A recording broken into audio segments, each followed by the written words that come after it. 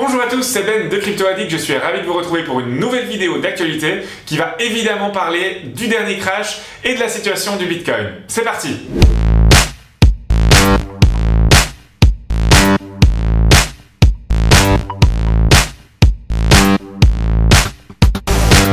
On peut dire que la semaine commence sur le bon pied, après 2 semaines qui ont été plus que catastrophiques pour le marché des crypto-monnaies dans son ensemble. On peut déjà voir ici et là, sur certains sites, sur certaines chaînes YouTube, sur certains blogs, des analystes qui affirment que nous avons atteint un bottom et que nous pourrions connaître un retour à la croissance dans les jours à venir. Il est vrai que nous aimerions beaucoup y croire, mais il nous semble encore beaucoup trop tôt que pour pouvoir parler de retour à la croissance. Pas de raison de paniquer pour autant, et on va vous expliquer pourquoi. Nous vous en parlions déjà dans une vidéo précédente, il y avait un très haut risque de casser le support des 4200 $ et atteindre les 3800 $, voire atteindre les 3200 $.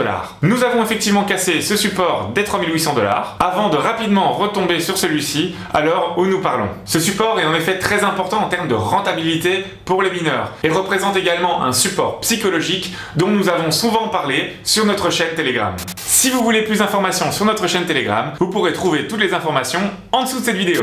Mais revenons au pseudo-bottom du marché annoncé par beaucoup d'analystes. En effet, vu la variation de prix de ces 2 dernières semaines, il semble quasi impossible de pouvoir prédire si le creux de dimanche est effectivement le vrai bottom, synonyme de capitulation pour beaucoup d'analystes, et qui aurait entre autres été créé par le fork du Bitcoin Cash. Comme l'a récemment expliqué l'analyste Alex Kruger, qui est un analyste qui a une vision assez proche de la nôtre, les investisseurs pourraient encore s'attendre à une baisse de 15 à 30% afin de pouvoir déterminer la durabilité de cette reprise. Ce n'est pas forcément une bonne nouvelle, on en est conscient. Un autre élément qui rend les analyses et les prédictions complexes, c'est la volatilité. En effet, on a vu ces derniers jours une augmentation massive de la volatilité quotidienne. L'indice de volatilité à 30 jours du Bitcoin a atteint les 4,62%, soit son plus haut niveau depuis le 27 avril, période d'énorme volatilité. Ce qui est intéressant, c'est que juste avant la cassure, nous venions d'atteindre le point de volatilité le plus bas en 2 ans. Et vous vous rappellerez peut-être déjà de cette période comme étant une période ennuyante où on ne peut rien trader, sans volume,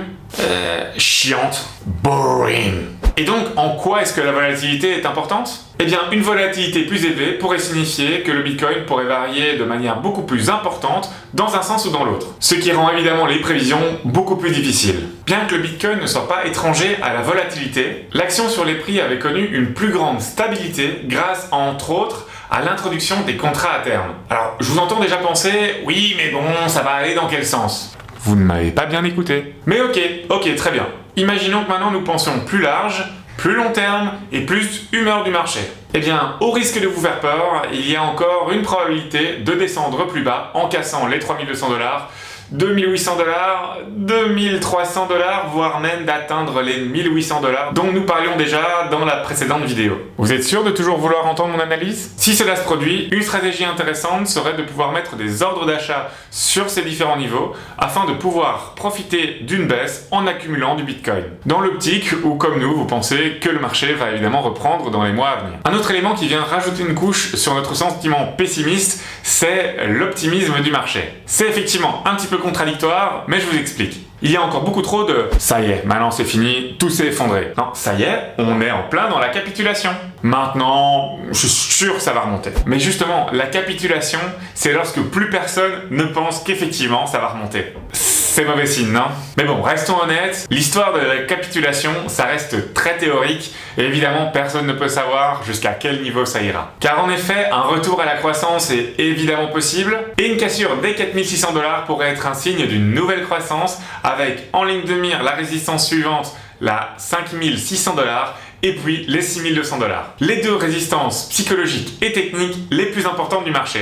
Et comme vous le savez, le marché n'est pas uniquement influencé par des indicateurs techniques, mais bien aussi par des éléments extérieurs et fondamentaux. Et ces éléments extérieurs pourraient très bien contredire toutes les analyses des experts et même faire repartir le marché à la hausse. C'est évidemment ce que nous espérons, surtout que maintenant que la guerre du hash pour le fork de BCH est derrière nous, il y a toutes les raisons de pouvoir rester un tout petit peu optimiste. C'est déjà la fin de cette deuxième vidéo, nous espérons qu'elle vous a plu. Si vous avez des commentaires ou des remarques ou même des questions, n'hésitez pas à les poster dans les commentaires ici et nous essayerons de pouvoir y répondre lors d'une prochaine vidéo. Nous vous souhaitons une très agréable journée ou soirée, à bientôt!